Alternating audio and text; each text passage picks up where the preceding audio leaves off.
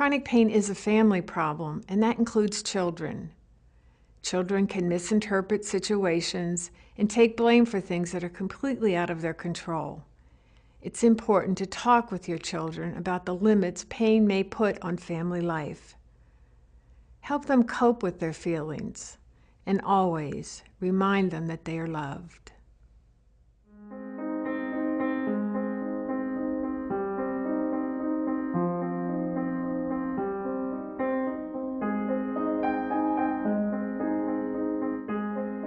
We used to have so much fun.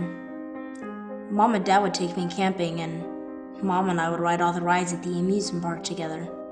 But that was before. What if you were a child and everything about your life suddenly changed? Now Mom just lies in bed with the TV on all day. You didn't know why, but it seemed you were being punished for something. I can't play baseball anymore. No summer camp either. And your parents started sounding angry and upset.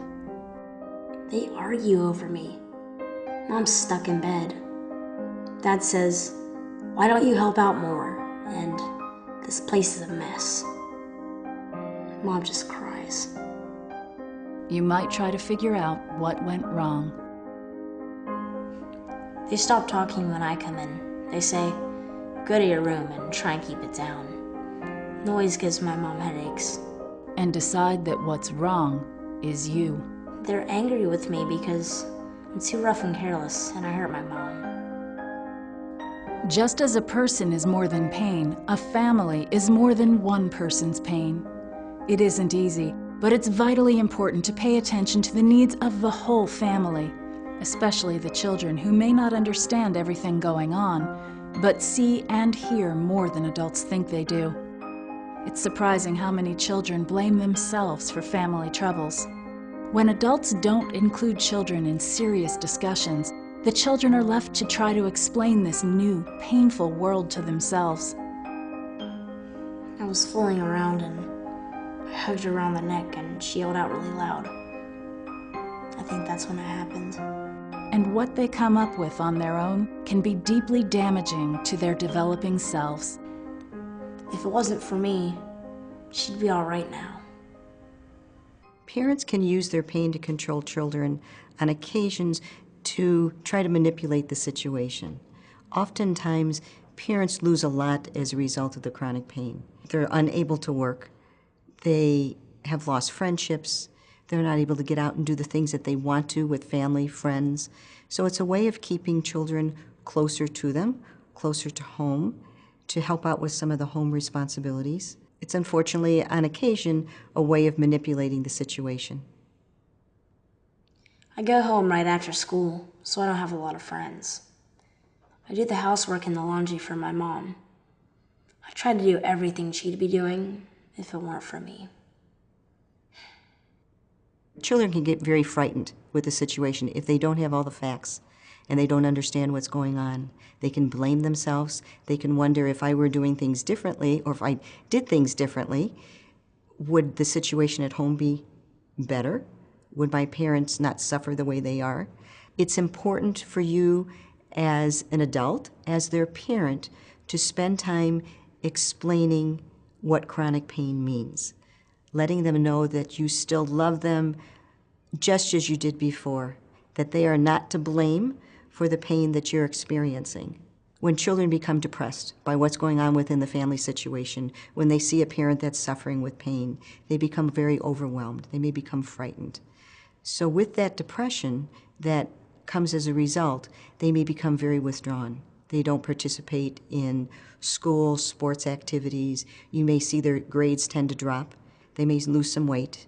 They may not be sleeping well. If you think your child is suffering from depression, seek professional counseling. A professional will be able to help your child through feelings that your child may not be comfortable expressing to you. I get it now, that it's not my fault.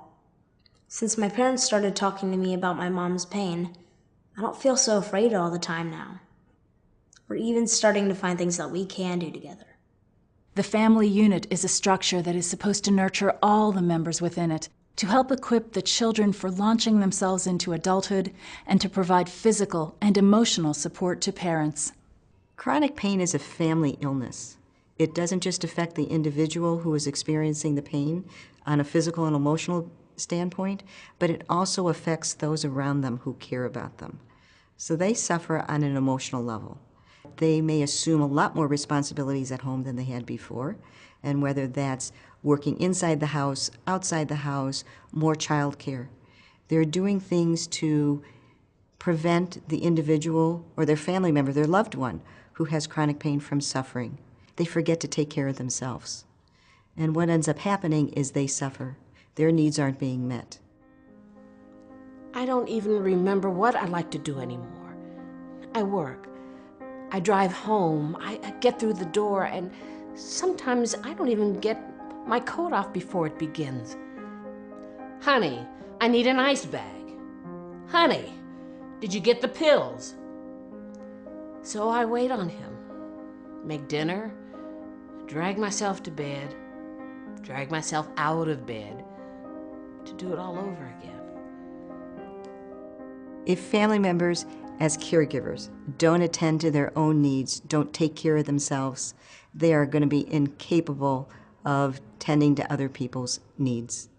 And they are at risk for falling into a deep hole, which may consist of depression.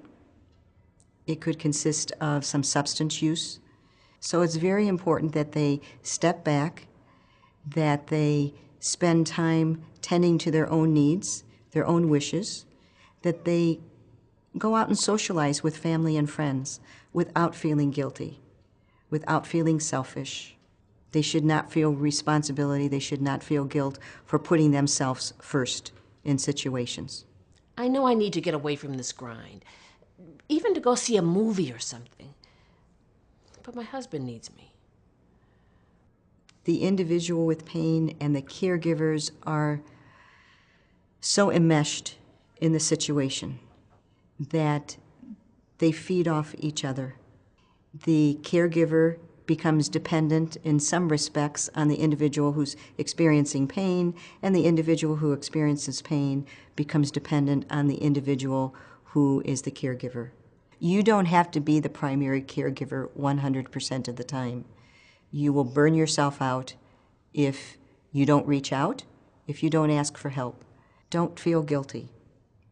You are not the only one who can deal with this situation. There are only so many hours in the day, and all of mine are spoken for.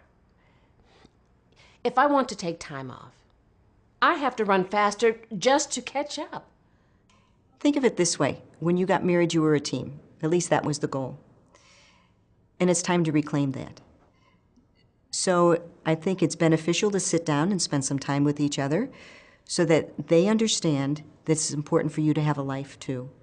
But it's very important that you work on this together and that you have some goals, some priorities that will help the individual see that they actually can do things that they didn't think that they could do.